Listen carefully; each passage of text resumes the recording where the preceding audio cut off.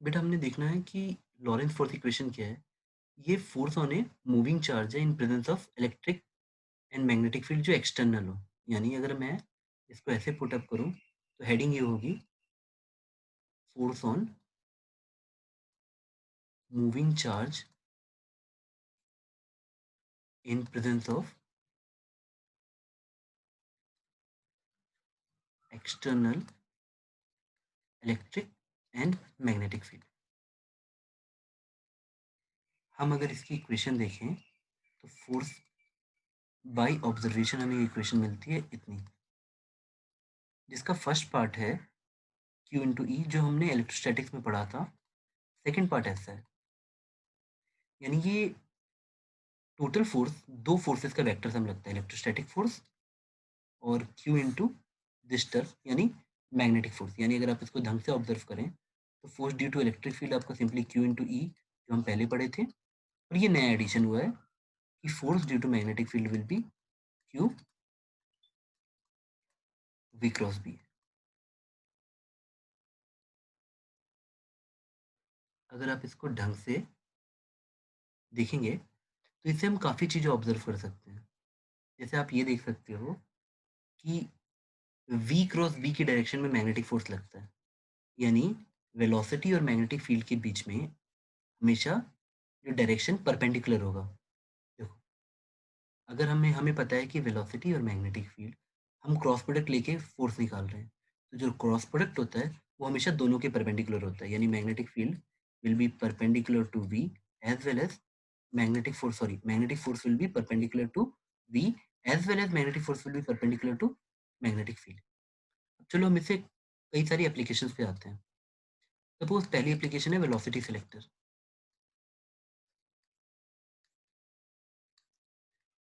अगर हमें कहीं पे इस तरह से पास करना है, सपोज ये v वेलोसिटी से आप जा रहे हो और मैग्नेटिक फील्ड अंदर की तरफ है इनटू द प्लेन। अब अगर आप v क्रॉस b लोगे बेटा तो वो ऊपर आएगा। मैं एज्यूम कर रहा हूँ कि क्रॉस प्रोडक्ट लेना सबको आता है, तो v क्रॉस b का डायरेक्शन ऊपर आया।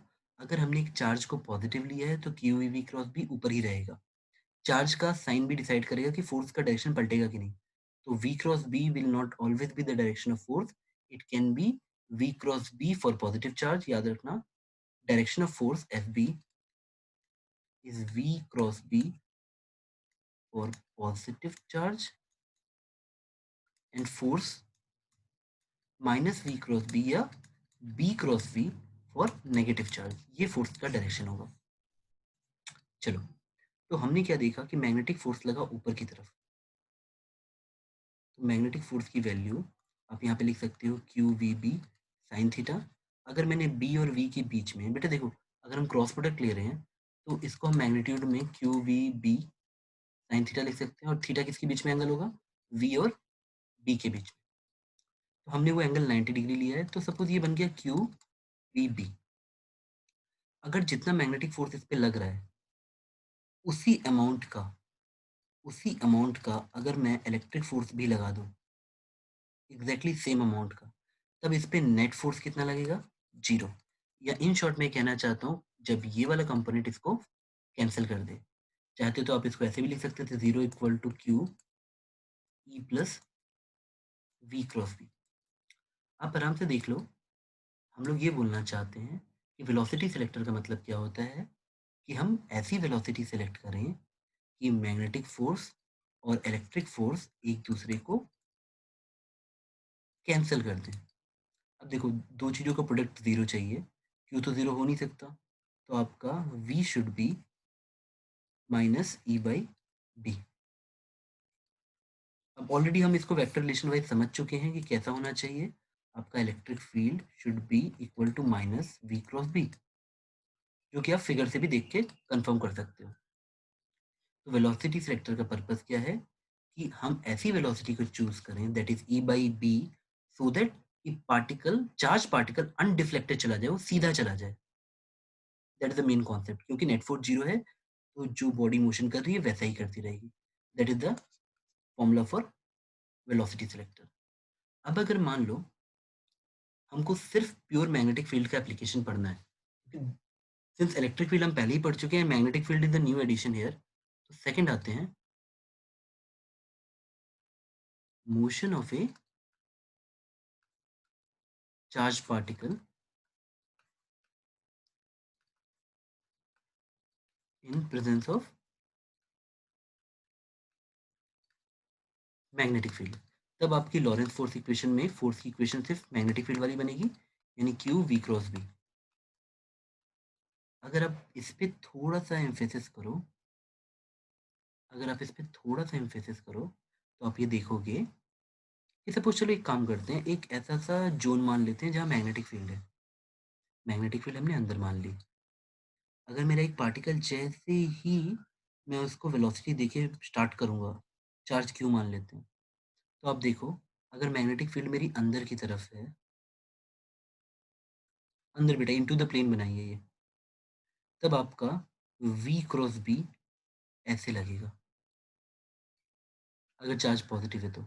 यानी आपने जैसे ही पार्टिकल को भेजा बेटा, उसके ऊपर एक परपेंडिकुलर फोर्स स्टार्ट हो गया। Just try to see force, यहाँ पे मैग्नेटिक फील्ड अंदर की तरफ थी। आप चाहो तो कॉमन सेंस से इसको ऐसे फील करके भी देख सकते हो कि आपने v क्रॉस b किया, मैग्नेटिक फील्ड का फोर्स ऊपर लगा।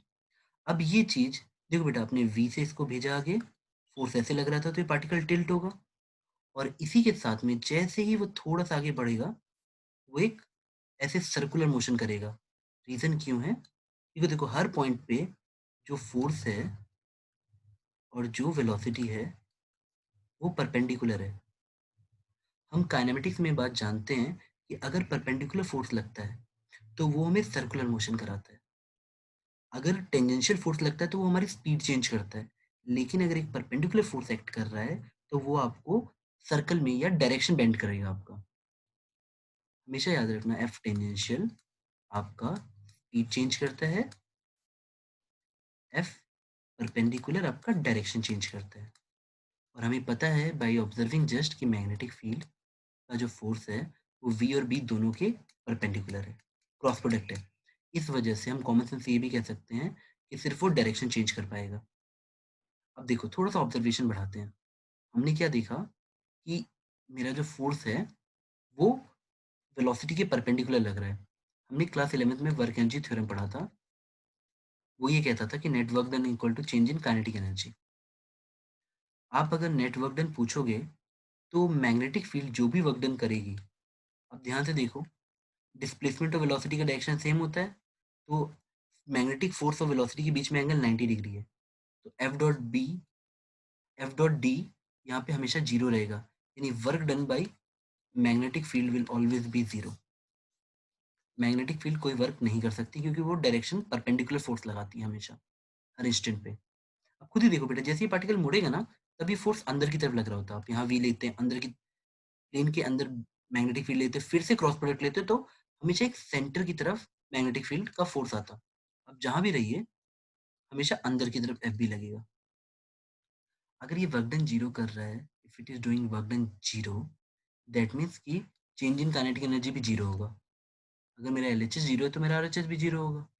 यानी अगर काइनेटिक एनर्जी चेंज नहीं हो रही तो हम ये बोलेंगे कि पार्टिकल जो मैग्नेटिक फील्ड के अंदर घुसेगा, कभी भी मैग्नेटिक फील्ड उसकी काइनेटिक एनर्जी या स्पीड चेंज नहीं कर पाएगी। यानी speed kinetic energy equal to constant.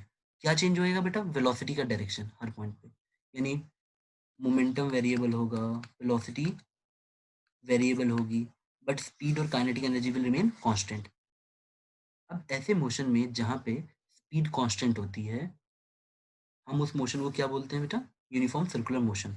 यानी आप याद रखोगे कि मैग्नेटिक फील्ड यूसीएम कराती है, यूनिफॉर्म सर्कुलर मोशन। इसकी समरी ऐसे याद रखना कि मैग्नेटिक फील्ड यूसीएम कराती है। अब अगर मैं ध्यान से देखूं तो जो मैग्नेटिक फोर्स लग रहा था, ये वी था, वही मुझे सेंट्रिपिटल फोर्स देगा अंदर घुमाने के लिए। तो मैं अगर इक्वेशन लिखूंगा कि magnetic force must be equal to centripetal force, centripetal force था mv square by R, magnetic force था आपका Q B sine theta, but हमने यहाँ थीटा 90 चुना है। या तो आप इससे कंफ्यूजन से बचने के लिए आप ऐसे लिख सकते हो, Q V perpendicular into B. और बेटा यहाँ पे देखो यही परपेंडिकुलर वाली v यूज करें तो m v perpendicular square by r, या सिंपली अभी देखो हमने जब स्टार्टिंग में अज्यूम कर लिया है कि मैग्नेटिक फील्ड और वेलोसिटी आर परपेंडिकुलर, तो हमें साइन थीटा हमें 1 ही मिलेगा बेटा। तो हम इसको v परपेंडिकुलर लिख सकते हैं यहाँ पे थोड़ी देर के लिए। अब अगर मैं v परपेंडिकुलर परपेंडिकुलर काट दूं तो मुझे मिलेगा radius of the uniform circular motion will be mv perpendicular by qb। अब ये रिलेशन आपको कमिट टू मेमोरी में रखना है, ये इंपॉर्टेंट है। अगर मैं इसी से मैं आपसे टाइम पीरियड पूछूं कि एक चक्कर मारने में, और देखो बेटा अगर मैंने एक चार्ज पार्टिकल को ऐसे भेज दिया तो वो जिंदगी भर सर्कुलर मोशन करता ही रहेगा, ऐसे घूमता ही रहेगा। तो अगर मैं इसका टाइम पीरियड ऑफ 1 रेवोल्यूशन पूछूं तो सिंपली आप डिस्टेंस बाई स्पीड कर दो।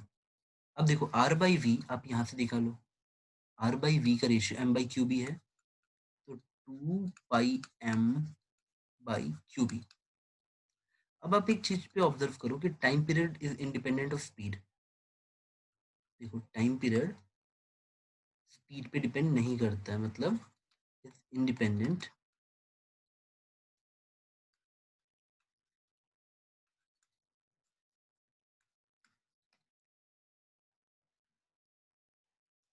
अगर मैं फ्रीक्वेंसी की बात करूँ तो आप जस्ट इसका उल्टा कर दो Q B by 2 pi m।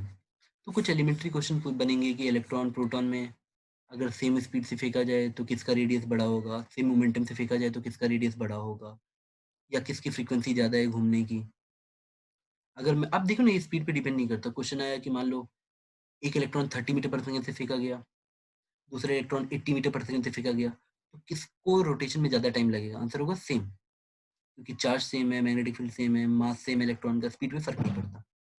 अब चलो हम दूसरा केस लेते हैं जिसमें हम ये मानेंगे कि मैग्नेटिक फील्ड और वेलोसिटी के बीच में angle is not equal to 90 degree.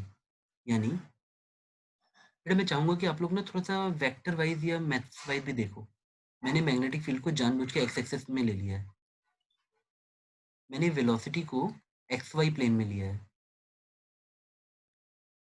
Please ध्यान देना बेटा। अब ये आया तुम्हारा पॉजिटिव जेड और अंदर आएगा माइनस जेड एक्सिस। ये बेटा एक्स एक्सिस है, ये वाई एक्सिस है। अगर मैं आपको समझा रहा हूँ तो अब थोड़ा सा ध्यान दो।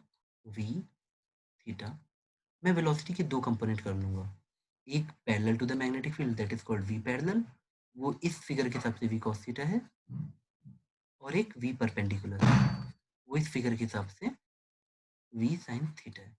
अब देखो जो परपेंडिकुलर वाला कंपोनेंट है वो तो हमें सर्कुलर मोशन कराएगा, लेकिन इस पैरेलल कंपोनेंट पे देखो बेटा आपको पता है क्रॉस प्रोडक्ट जीरो होता है जब पैरेलल होता है, तो वी कॉस थीटा और मतलब वी कॉस थीटा की वजह से कोई फोर्स डेवलप नहीं होगा, क्योंकि आप वी क्रॉस बी देखो वी क्रॉस बी करोगे तो ये दोनों पैरेलल हैं तो इसका प्रोडक्ट जीरो आएगा, और जब वी परपेंडिकुलर वाले यूज करोगे तो फोर्स आएगा, यानी हमें सिर्फ वी साइन थीटा की वजह से फोर्स लगेगा, वी कॉस थीटा की वजह से नहीं लगेगा।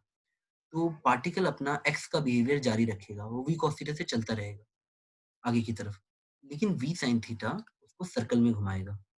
अब बेटा बस मैं थोड़ा सा एक पॉइंट समझाना चाहता हूँ, अगर मैं आपको इसको थोड़ा सा ऐसे टेढ़ा करके दिखा सकता ना कि ये एक्स एक्सिस है, तो बेटा मैं आपको, और ये आपका क्या था माइनस जेड एक्सिस, तो यहाँ से ना बस फीलिंग ऐसी है कि तुमने बेटा देखो इस प्लेन में फेंका ना, तो अब वो ऐसे ऐसे सर्कल मारते हुए जाएगा, ऐसे ऐसे। अभी थोड़ी देर में मैं इसको और अच्छे एनिमेशन, आपने एक चीज ऑब्जर्व की क्या, सेंटर ऑफ जो शेप बनेगी उसे हेलिक्स कहेंगे, लेकिन सेंटर ऑफ द हेलिक्स और ये आपका जो एक्स एक्सिस है जहाँ पे मैग्नेटिक फील्ड है वो दोनों अलग अलग हैं। ध्यान देना बेटा, अब जैसे ही एंटर करोगे, अब जैसे ही एंटर बेटा एक बार फोर्स देखते हैं चलो।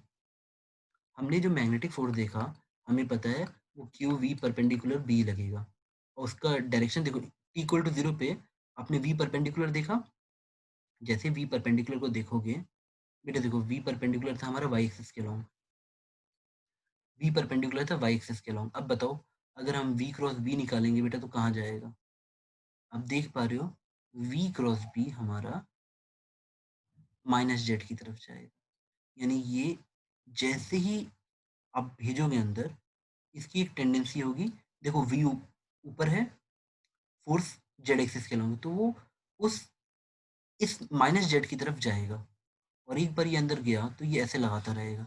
बट प्लीज देखना, ये जो पूरा सर्कल है जो बन रहा है हेलिक्स टाइप का स्प्रिंग, ये ये प्लस जेड में जी थोड़ा भी नहीं है, सब दबा हुआ है। अगर आपको स्क्रीन ऐसा समझो कि स्क्रीन के बाहर जेड एक्सिस है, तो ये स्प्रिंग जमीन में गाड़ दी गई है, और इसका सिर्फ ये वाला पोर्शन एक्स वाई टच कर रहा है, ये वाला पोर्शन,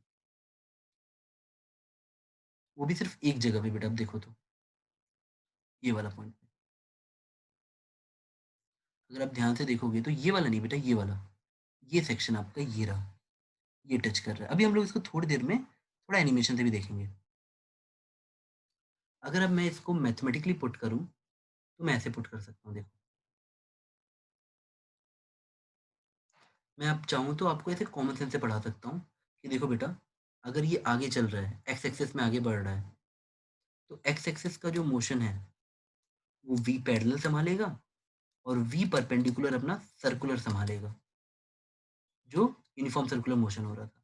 अगर तुम ऐसे सोच लेते हो तो तुम्हारी थिंकिंग सही डायरेक्शन में जाएगी और आराम से तुम क्वेश्चन सॉल्व कर लोगे। सपोज आप एक काम करो, आपने मैंने बोला कि चलो ये एल डिस्टेंस चला गया, या एल डिस्टेंस ऐसे आ गया। अब जब ये एल जा रहा है, तो आप आराम से लिख सकते हो इस एल के लिए सिर्फ वी कॉस थीटा ही है, वी पैरेलल जिम्मेदार है, इनटू टाइम टी। सपोज यहाँ से यहाँ आने के लिए टाइम टी लगा, तो हम ऐसे लिख सकते थे L equal to V cos theta into T. अब हम सर्कुलर की बात करें, तो अगर हम ये इसका जो रेडियस, जैसे अगर आपसे पूछा गया कि एग्जांपल के लिए कि जेड एक्सिस में सबसे दूर वो कहाँ जाएगा, मतलब फार्देस्ट पॉइंट क्या होगा, तो ये जो माइनस टू आर है ना, ये बनेगा तुम्हारा जेड एक्सिस की सबसे अंदर वाली दूरी। अब देखो बेटा, यहाँ पे आते हैं वी परपेंडिकुलर वाले या सर्कुलर वाले पे। देखो, अगर मैंने देखा कि मुझे पता है जो रेडियस बनेगा वो बनेगा M V perpendicular by Q B. अगर मैं आपसे पूछूं ये एक सर्कल का टाइम, एक सर्कल घूमने का टाइम कितना है, तो हमने थोड़ी देर पहले निकाला था कि ये आप निकाल सकते हो 2 पाई r बाई स्पीड से, और r बाई वी आपका, r बाई वी हमें यहाँ से भी दिख रहा है, r बाई वी ये हमारा ऐसे आ जाएगा 2 pi m by Q B, यानी मुझे टाइम पीरियड पता लग गया। अगर मुझे एक सर्कल का टाइम पता लग गया है, तो अगर आपसे ये डिस्टेंस कोई पूछ रहा है, इसे पिच कहते हैं, कितना आप एक्स एक्सिस में मूव करोगे, या आगे बढ़ने वाली स्पीड कितनी है, आगे बढ़ने वाली दूरी कितनी है एक सर्कल के बाद।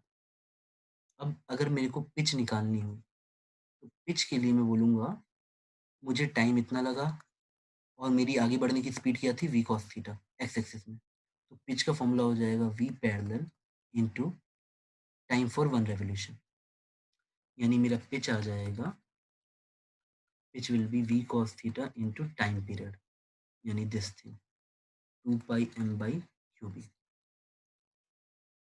अगर आपसे कोई पूछ रहा है कि एल दूरी चलने के लिए आपने कितने ऐसे सर्कल कवर किए होंगे, तो एक ऐसा कर सकते हो आप, देखो ऐसे लिख सकते हो number of revolution must be equal to total distance divide by pitch, कि कितने पिच कवर हुए, यानी total distance divide by pitch. या तो आप ऐसा बोल सकते हो total time taken upon time of one circle, इससे आप नंबर ऑफ रेवोल्यूशन निकाल सकते हो। बेटा अब देखो, इस फिगर को थोड़ा बेहतर तरीके से समझाने के लिए मैं जानबूझ के एक एनिमेटेड वीडियो शो करूंगा। आई होप बेटा आप 2 सेकंड का पेशेंस रखोगे।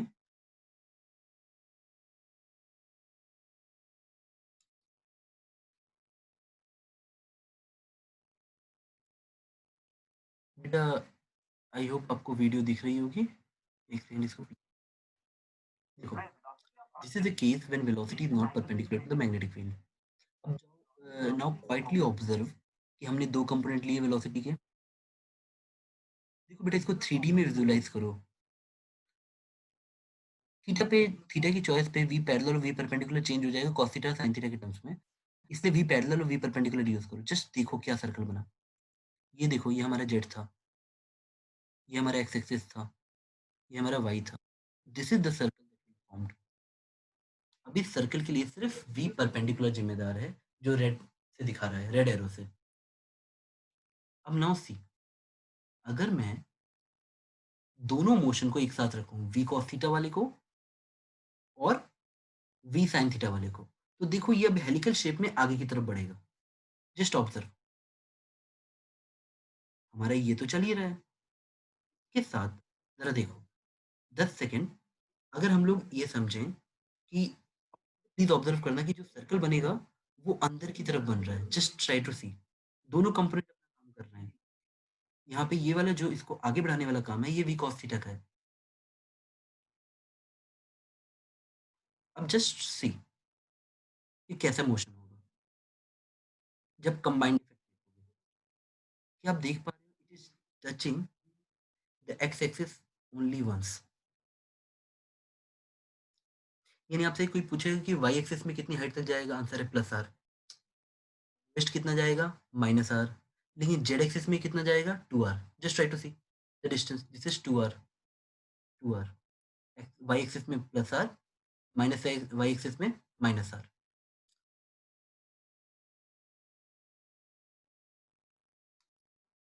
हमने इस डिस्टेंस को पिच कहा है बेटा, तो ये कलर बड़ा, दिस इज कॉल्ड पिच।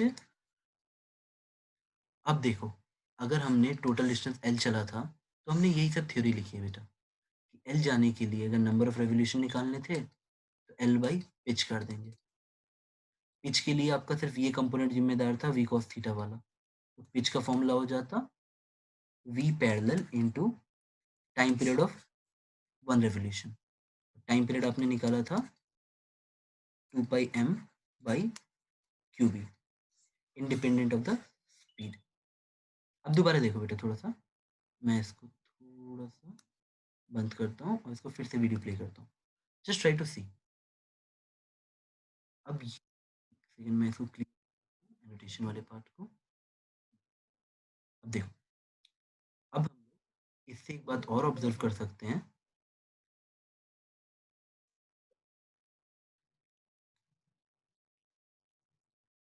एक सेकेंड, हाँ ये वाला। Just try to see, please see, ये फिगर आपको क्या सिखाना चाह रहा है। आपने हमेशा देखा जो ये ब्लू है दैट इज फोर्स। ये जो ब्लू पार्ट है, this one, this is force due to magnetic field.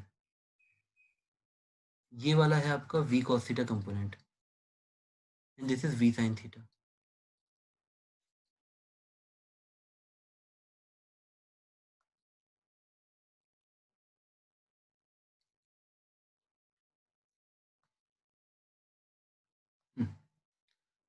अब आप इस मोशन को आराम से ऑब्जर्व कर सकते हैं।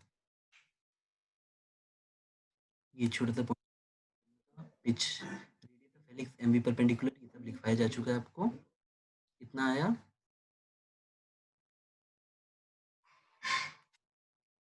देखिए।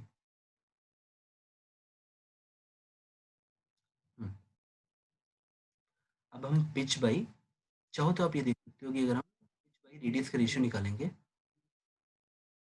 तो इतना आ जाता है बेटा। सब कट जाएगा and you will get 2 pi by 10 theta. अब मैं वापस से आपको आपके पेज पे लाता हूँ जहाँ हम लोग पढ़ाई कर रहे थे। अब देखो बेटा, इसी में चाहो ना तो आप एक फाइनल एप्लीकेशन एक और डेवलप कर सकते हो। ये सब थ्योरी वाला पार्ट है बेटा, अब इस पे न्यूमेरिकल्स बहुत ज़्यादा बनेंगे। आप एक केस और देख सकते हो, फोर्थ केस पे आ जाते हैं। पहला वेलोसिटी सिलेक्टर था, फिर सर्कुलर मोशन वाला था, यूनिफॉर्म सर्कुलर मोशन, जब वेलोसिटी परपेंडिकुलर थी मैग्नेटिक फील्ड की। तीसरा वाला केस था जब वेलोसिटी वाज नॉट परपेंडिकुलर, जब हेलिक्स बनेगा। चौथा केस है एक मास स्पेक्ट्रोमीटर होता है। देखो, अगर मैं इसको डायग्राम बना के समझाऊं पूरे तरीके से तो आप थोड़ा सा डरोगे। ये कुछ भी नहीं करता है बेटा, एक टर्म होता है specific charge, Q by N. Suppose आपको किसी को स्पेसिफिक चार्ज निकालना, आप किसी गिवन मैग्नेटिक फील्ड में, सपोज यहाँ मैग्नेटिक फील्ड है, आपने किसी चार्ज पार्टिकल को जस्ट ऐसे एंटर कराया, वो बेटा ऐसे एक सर्कल बनाने की कोशिश करेगा। याद रखना आपका मोशन का पॉइंट हमेशा आपकी पेरिफेरी शो करता है, सेंटर नहीं शो करेगा। ऐसे बनाया। तो बेटा हम इसका रेडियस देखें, क्या बता सकते हैं देखो। हम इसका रेडियस देख के क्या बता सकते हैं कि radius is mv perpendicular by qb। हमने वेलोसिटी को ऑलरेडी परपेंडिकुलर ही भेजा है मैग्नेटिक फील्ड के, ये देखो मैग्नेटिक फील्ड है। अगर मैं आपसे बोलूँ मुझे q/b रेशियो चाहिए, q/m सॉरी, q/m रेशियो चाहिए, तो यहाँ से हम q/m रेशियो को कैसे निकाल सकते हैं? रेडियस बाय, नहीं सॉरी, q/m, तो it will come as v perpendicular यानी v अपॉन rb। अगर मैग्नेटिक फील्ड मैंने दी है, वेलोसिटी मैंने दी है, मैं रेडियस ऑब्जर्व करके बता सकता हूँ स्पेसिफिक चार्ज क्या होगा, चार्ज बाय मास रेशियो। अब इसी को मास स्पेक्ट्रोमीटर नाम से पढ़ा देते हैं। तो देखो बेटा कोर्स में ना कई बार नाम नहीं होता, बट ये सिंपल सी एप्लीकेशन तो आपसे भी पूछा जा सकता है कि स्पेसिफिक चार्ज कैसे निकालोगे। तो कई बार आपको जब दिखता है कि कोर्स में नाम नहीं है बट थ्योरी आपके कोर्स में है बेटा। चलो अब मैं लेक्चर को बंद करता हूँ।